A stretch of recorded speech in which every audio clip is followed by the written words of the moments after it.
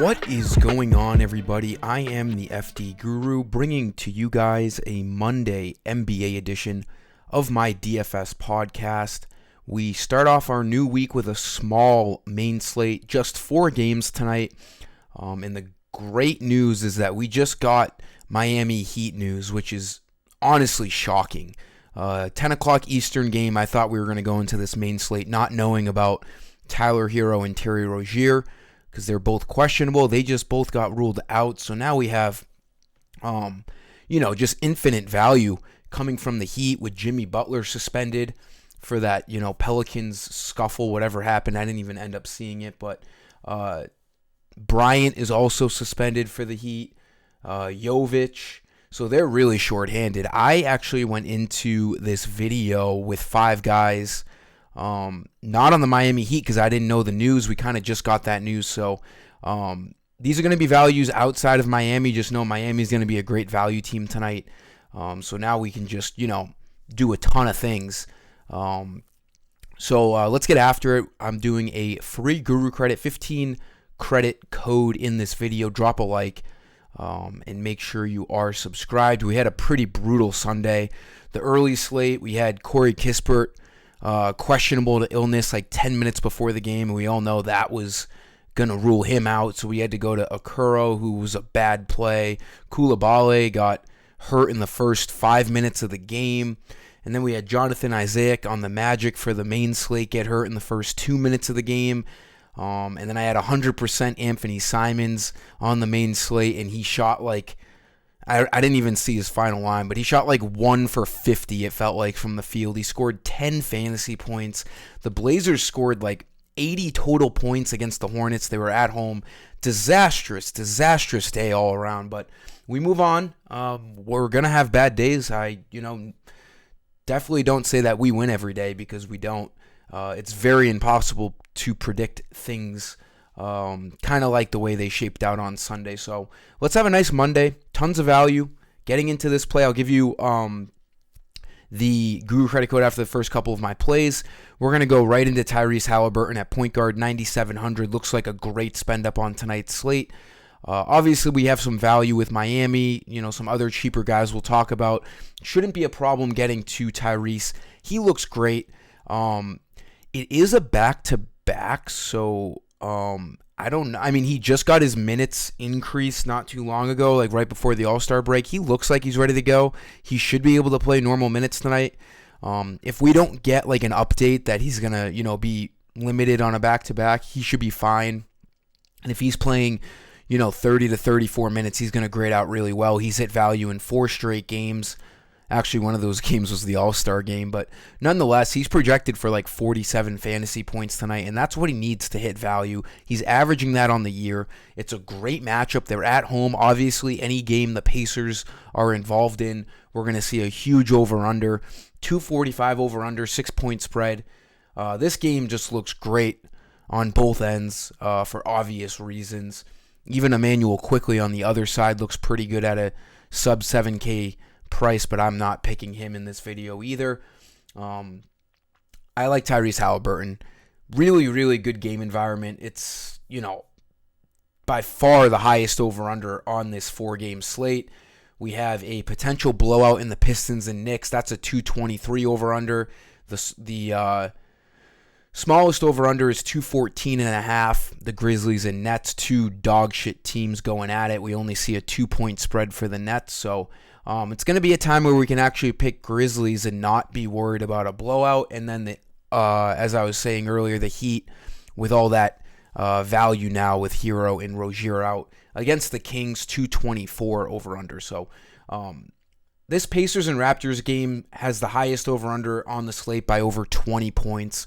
So, naturally we're going to kind of, drift over to this game in terms of priorities when we're picking guys. Halliburton looks fantastic at sub 10K, assuming that, he's playing his regular 30-plus minutes tonight.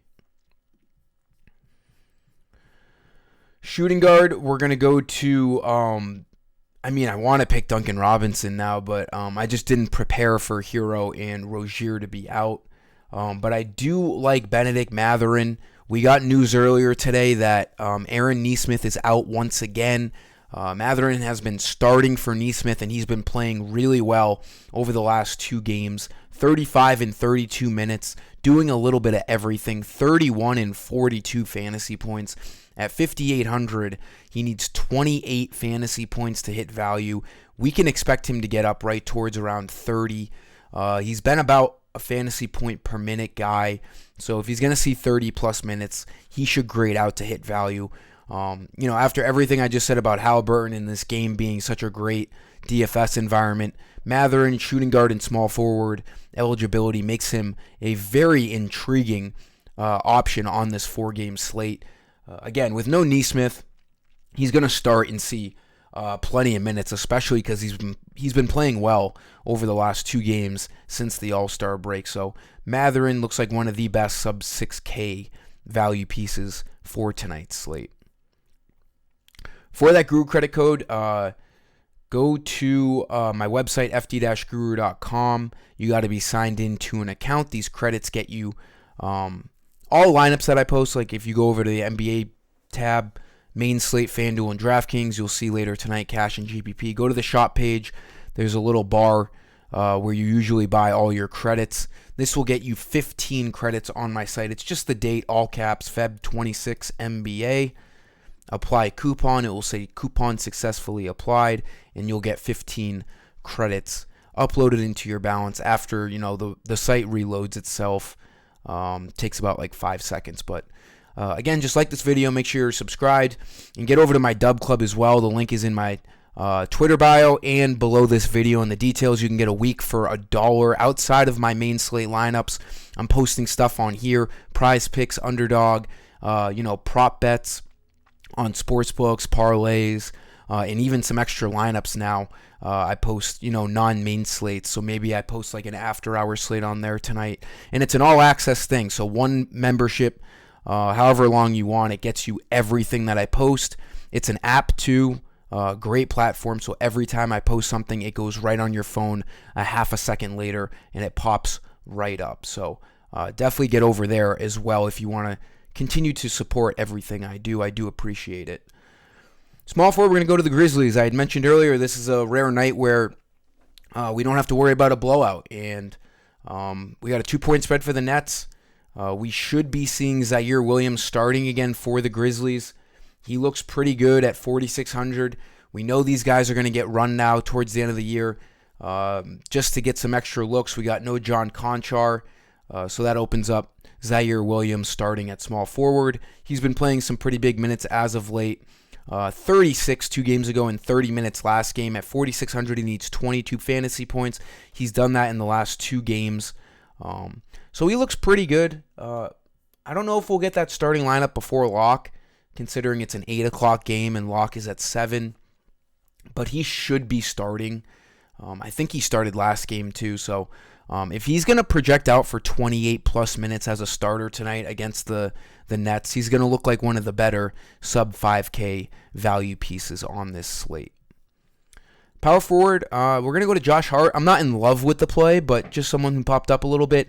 We do have a little bit of a blowout risk here in this game. 11.5-point spread. It's the only game with a blowout risk tonight. It is the NBA, so I guess every game has a blowout risk, even if it's like a 1-point spread. But just generally speaking, this is the game. Double-digit spread is a little bit worrisome, but Josh Hart looks good at 6,900. He's been playing just a million minutes. Thibodeau just doesn't care to sit any of his starters at any point in the game. 44 minutes against the Sixers, 41 against the Celtics. He hasn't been that productive in a fantasy point per minute guy, but when you're playing 40 minutes, you don't have to be all that productive. You're going to run into some things, and Josh Hart does a little bit of everything. He scores, he rebounds, some assists. At 6,900, he needs 34 fantasy points. His upside is great. He's dropped a 50 and a 40 over the last week or so. So maybe more of a GPP play because he's a little bit risky. He can have some bad games. But, all in all, he's going to play 38 to 45 minutes. And, you know, at this price, you just don't have to be that productive when you're seeing that many minutes. We need 34 out of him tonight. I think he could get it. Great matchup against the Pistons. Obviously, they're a bad team. So if this game stays somewhat close, Josh Hart playing 40 minutes against the Pistons defense, he'll be more than likely to get 34 fantasy points. And then for center, I'm not loving center tonight. Maybe you could look at Bam. He's going to see a ton of usage with the banged up Heat. Sabonis has gone up to almost 11K now for good reason. He's a high ceiling kind of guy if you can get up there. I have Nick Claxton here because it's a great matchup against the Grizzlies. He hasn't been playing that well as of late. 7,200, needs 36 fantasy points to hit value. He looks good. I know, like I said, he hasn't really been playing well, but this is a great get-back game for Claxton against the Grizzlies. Now, if you want to go $100 cheaper, Miles Turner, like I said, I love this Raptors and Pacers game. He's been playing well since the All-Star break as well. 28 and 29 minutes, 39 and 40 fantasy points. So he looks good. Him and Claxton both need to get 36 fantasy points to hit value. Kind of a toss-up between the two. And then for cheaper guys, it's kind of tough. Maybe Aldama as a starter for the Grizzlies, but he's been off and on. But that's about it. Center's kind of a weak position tonight. If you can get up to Sabonis, obviously go for it. We'll have to see what ends up happening when I build out lineups later on. That'll do it for this video, guys. We have a nice slate here tonight, and I forgot to mention the only guy we're looking at now is a questionable Ben Simmons. So that could open up guys like Dennis Smith or Dennis Schroeder if he's out. Outside of that, if we get any surprising stuff, that's the only thing we're looking at in terms of injury news now that we got that Heat stuff. So looks like a pretty stress-free night on the injury reports, which is always nice. Let's have a nice Monday to bounce back. Again, like this video and subscribe. Thanks for stopping by. I'm the FD Guru. Peace.